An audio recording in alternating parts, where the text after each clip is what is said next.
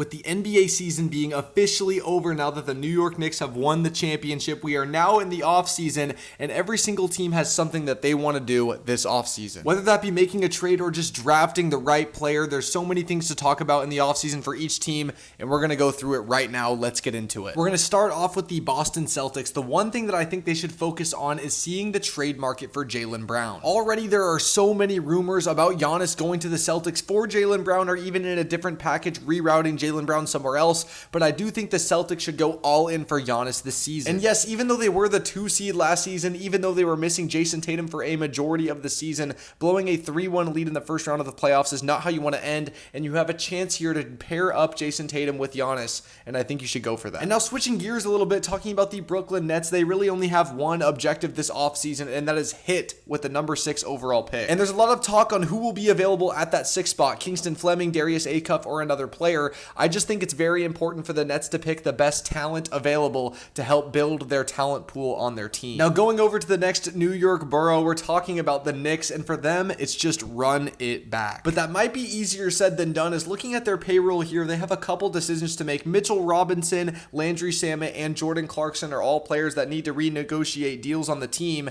and that might be a little bit more difficult than it sounds. After runs like this, players like Landry Shamet usually get offered bags from other teams trying to contend, or maybe even just other teams in general. We've seen it with Miles Turner, we've seen it with Bruce Brown. Players get snagged up for bigger contracts that this team can't offer, so it's going to be difficult for the Knicks to bring back everybody, but I think they can do it if they renegotiate correctly. Now next we have the Philadelphia 76ers, and honestly this offseason for them is going to be kind of exciting considering they just won a playoff series. That backcourt of Tyrese Maxey and VJ Edgecombe is still so young and has so much untapped potential. I cannot wait to see what they do. They need to lock these two down. And yes, you did get swept by the Knicks in the next round, but the Knicks did win the NBA championship and had one of the most dominant runs of all time, so you can't really be mad at that. But looking at the payroll, they definitely need to try to bring back either Grimes, Oubre, or Drummond, maybe all three of them. Some of them have some player options here, but I think those 3 players are things that you need to look at. But they also have the 22nd overall pick in the draft. They can try to pick somebody up that can be a win now type of player, or they can maybe package that deal to get another role player to go alongside Maxey, Edgecombe, and Embiid. But they really should just be going all in on the Edgecombe-Maxey duo. Now next we have the Toronto Raptors, who have an emerging star in Scotty Barnes, and they really need to focus on building around him. And they honestly outperformed expectations this season, making the playoffs and going to a 7-game series in the first round against the Cavaliers, in a series where Brandon Ingram didn't really play that well down the stretch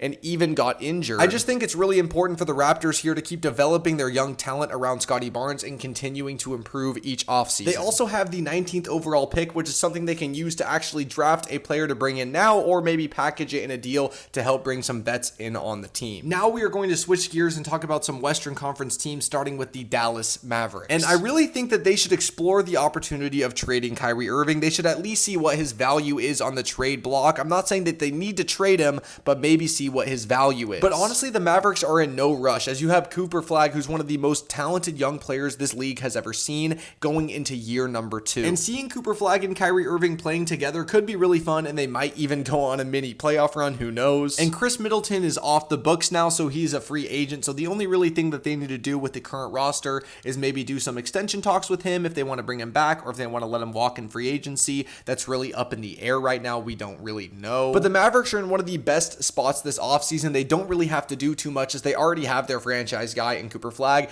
They just have to hope that their new GM doesn't trade him away. Going over to another city in Texas, the Houston Rockets. Now for them, I really feel like they just need to be fully healthy for the season next year, as a lot of people forgot Fred VanVleet, their starting point guard, was out the entire season. And if you watched Rockets games throughout the season, you saw that the offense was pretty much just KD and Prey. There wasn't a lot of playmaking going on, so bringing back Fred, someone that can average up to 7 assists per game, is going to help them dramatically. And the only real extension talks that need to happen immediately is with Tari Eason, because he is done with his deal now, and going into next season, he is going to need to either get an extension or he might sign somewhere else. So Tari Eason either getting locked down or losing. And now with the Memphis Grizzlies, their main goal should be either looking to trade Ja Morant, or I guess trying to build around him. And looking at this, there's so much trade buzz around Ja Morant right now, to the Timberwolves, to the Pelicans, to teams that miss out on Giannis. Who knows? But we know that the Grizzlies are going into rebuild mode anyway. With Desmond Bane out before the season, and now Jaren Jackson Jr. off the team, it seems like Ja Morant is just next. So this offseason, I think that they should look to trade him. And obviously hit on the 3rd overall pick. It's not hard to mess up. Just don't draft a bust, please. Now, the Pelicans are a very interesting team as their talent pool is actually very stacked. I think that they could do something with the current roster that they have. And no, I don't think they could do something like win the championship, but maybe make the playoffs. And someone like Trey Murphy has been on the trade block for a super long time, but he's a young talent, and I don't think you should give him up unless you're getting back an all-star. And I really do think the talent on this team is really overlooked. You have Zion, you have DeJounte Murray, you have Jeremiah Fears, you have Derek Queen. You have so much young talent on this team. I think just continuing to build and see where it goes is not a bad option here. Now to the San Antonio Spurs, the NBA's runner-up, and I really think the main thing for them this offseason is figuring out that point guard room. Dylan Harper is an absolute stud and played like one in the playoffs all the way up until the finals, and bringing him off the bench next season is something that him and his camp are seeming that they are pushing against. And I guess you could try to bring all 3 of these guys into the starting lineup, having Harper, Fox, and then maybe Castle running the 3,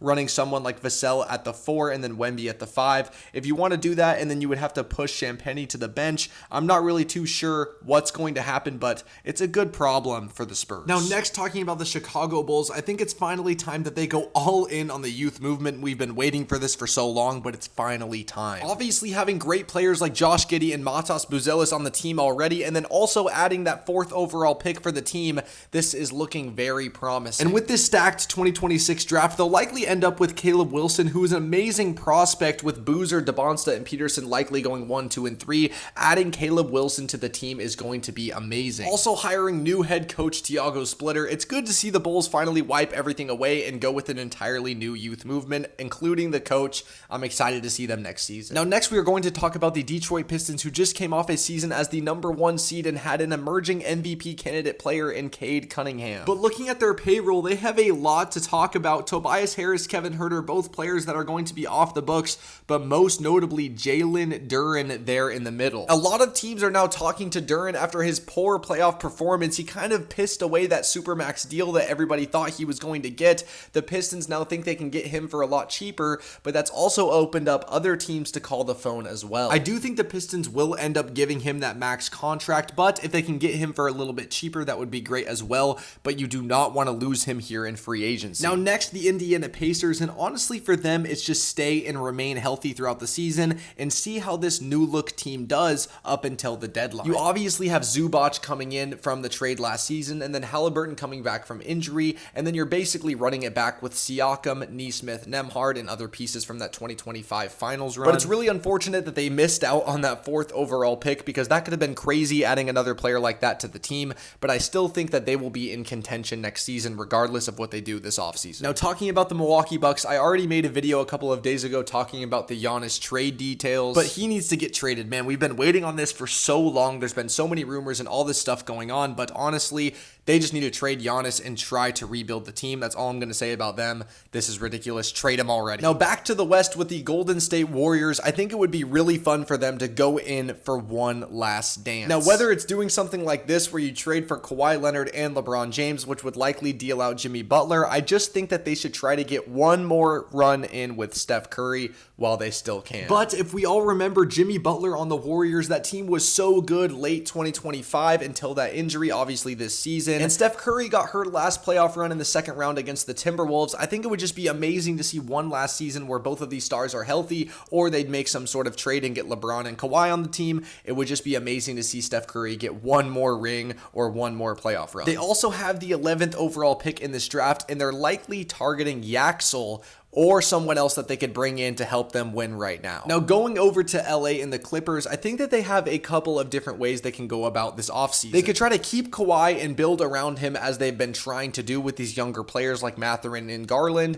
or they could deal him out and completely start a new youth movement. And they would probably get back a haul of picks and maybe young players for Kawhi Leonard, but I do think that they need to re-sign Benedict Mathurin. He is a super talented scorer and also very young. He's only 24, and I think he could be a huge huge future cornerstone to this franchise. And they obviously have the 5th overall pick in this draft. Who knows who they'll get? Fleming, Acuff, or maybe even someone else that falls out of the top 5. But the Clippers with the 5th pick, this makes me think that they should trade Kawhi Leonard even more and just go full on this youth movement. Now with the Lakers, there's so much to be talked about, including building around Luka Doncic, which they have promised to him would happen this offseason ever since he's been traded here. They've said the 26 offseason is when we will make all of these big moves. And looking at their payroll, it's an absolute mess. LeBron James, Rui Hachimura, Luke Kennard, Maxi Kleba, and even Jackson Hayes, all players that are going into free agency. Who knows if LeBron will retire? There's just so much to be talked about with this team. How will they build around Luka, and how will they make this team a contender? And obviously Luka Doncic was out for the entire playoffs anyway, so we don't even know what the team would have looked like, but now it's too late as all of these free agents are coming in. But what should the Lakers do? Should they try to re-sign LeBron for cheap? Should they let him walk? Should they try to sign other 3-and-D wings to put next to Luka, a big center like he said he wanted?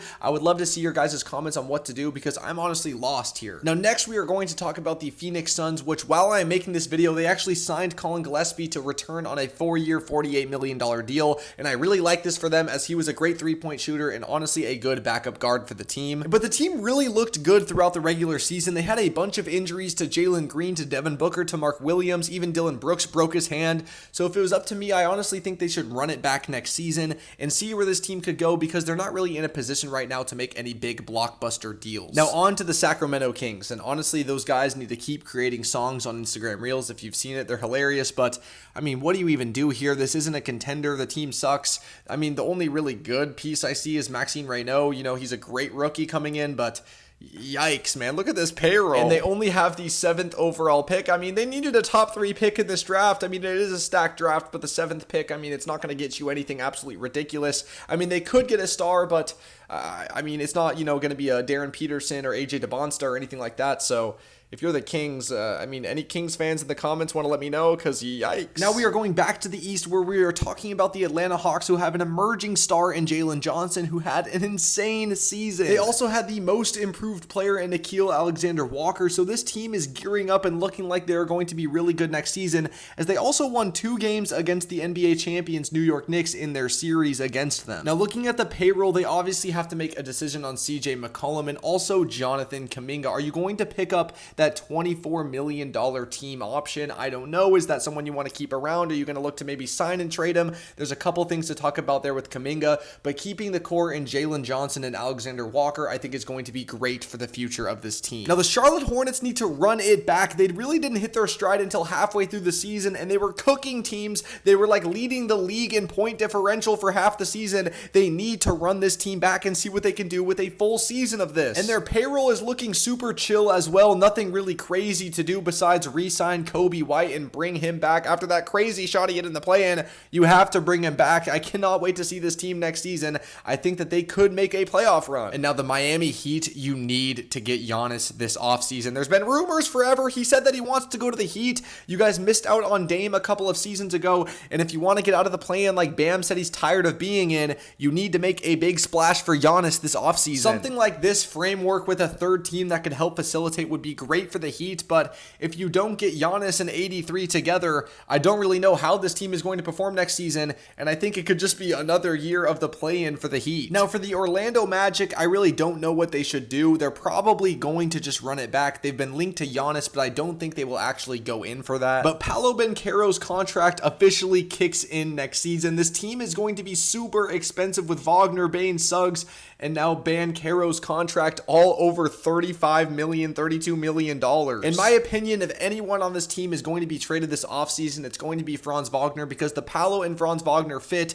is honestly a little weird. They both kind of have similar games, and if you could trade Wagner and maybe get somebody like a Ja Morant in on the team or somebody like that, I think that this is the most likely outcome for a trade to happen, if anything will happen this offseason for the Magic, but they're probably just going to run it back. Now, the Washington Wizards probably have the most going on this offseason. You need to re-sign Trae Young on a team-friendly team-friendly deal, which I do think will happen pretty soon. And then obviously the number 1 overall pick. It's super rare for a franchise to get blessed with the number 1 overall pick, especially in a draft like this. Do they go DeBonsta? Do they go Peterson? I don't know, but I really think that you cannot mess this up. And honestly, this team is looking kind of nice. I know Sarge just had an injury or something like that, but a team with Trae Young, Keyshawn George, AJ DeBonsta, they pick him, Anthony Davis, and then Sar, and then you have guys like Trey Johnson off the bench, even Bilal Coulibaly. I think this team might be a sneaky playoff team next season if everything goes right this offseason. Now back to the West, the Denver Nuggets, number 1 thing to do is re-sign Peyton Watson. Do not let another team go out there and get him for cheap.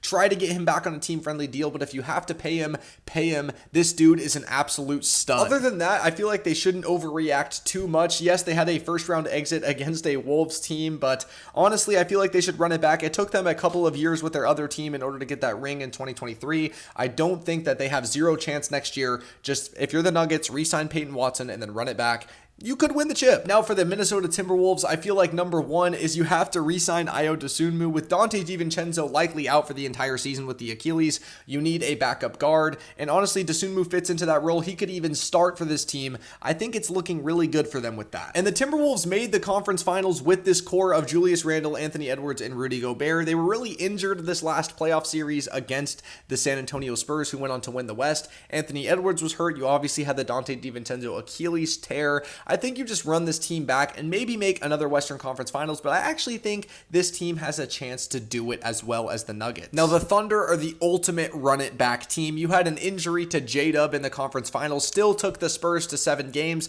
Also, AJ Mitchell was hurt in that series. You were 1 game away from going to back-to-back NBA Finals. I don't think you panic and trade Chet or anything like that. I think you trust the process. You've seen this core win a championship. I think they could definitely do it again. For the Thunder, it's very simple. Just run it back. Now, for the Portland Trailblazers, a lot of people might disagree with this, but I think they should go out and try to trade for Jaylen Brown, bring him in next to Damian Lillard and Deni Avdija. Now, it'll probably cost Scoot Henderson and or Shaedon Sharpe in this deal, along with Jeremy Grant for salary reasons, plus all of the Milwaukee Bucks future picks, because those picks are very valuable. But having Deni Avdija, Jaylen Brown, and Damian Lillard on the same team, I mean, that's 3 all-star, all-NBA caliber players on the same team. That's the most talented roster Dame would have ever played with. You're bringing in a finals MVP alongside this emerging all-star in Deni Avdija and Damian Lillard along with Donovan Clingan in the paint. You also have Toumani Camara. This team would be super stacked if they could do this. I think that would be the right move for the Blazers. And look, I love Shaedon Sharpe as much as the next guy. He's one of my favorite players right now. Obviously, I am a Blazers fan, but I would trade him for Jaylen Brown in a heartbeat because I know that Jaylen Brown has that finals MVP experience. Bringing him in with Drew Holiday, Dame, Deni, Clingan, Toumani, that is a team I could see going far and maybe even competing with teams like OKC and the Spurs. And now for our last Western Conference team, the Utah Jazz. With the 2nd overall pick, they will either be bringing in DeBonsta or Peterson, just adding to the group of young talent they already have in Jaren Jackson Jr., Keontae George, etc. And there's a lot of talks going around the Walker Kessler sweepstakes. Is he going to sign back with the Jazz? Is someone else going to get him? Is he going to be expensive? We don't really know. So I think figuring that out ASAP is also important for the Jazz. But this team is super young, super talented. They have Ace Bailey, Jaren Jackson Jr., Keontae George, the 2nd overall pick, Lauri Markkanen, and if they even re-sign Walker Kessler, just add that to the list. This team is looking really scary and might be really good next year, but definitely for the years to come for sure. Now, the Cleveland Cavaliers, I feel like you need to run this team back, and I know I've said that about a lot of teams, but this one, they just made the Eastern Conference Finals. I know you got swept, but you were up 20 in Game 1, and the Harden experiment has only gone on for half a season. Could you run this back? I think that you can. And honestly, Cavs, you know what to do. Bring him back and bring him his 5th. LeBron, 5th championship, 2nd in Cleveland, finals MVP. You heard it here first on Dotzer's channel. Love you all. Subscribe, hype, comment the video, like the video. Peace. Love you all.